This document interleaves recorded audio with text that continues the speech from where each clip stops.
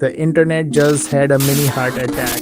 A massive outage hit Amazon Web Services, the cloud backbone that powers thousands of websites, from airlines and news sites to your favorite trading platforms.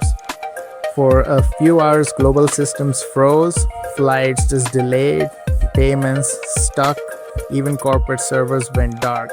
Now, here's the crazy part: AWS hosts nearly one third of the world's cloud infrastructure. So, when Amazon glitches, it's like the entire internet catches a cold. This is your reminder: diversify everything, not just your investments, but your systems, your income streams, even your data storage. Because in a world this connected, single points of failure can cost billions. Digital decentralization isn't just a trend anymore, it's a necessity.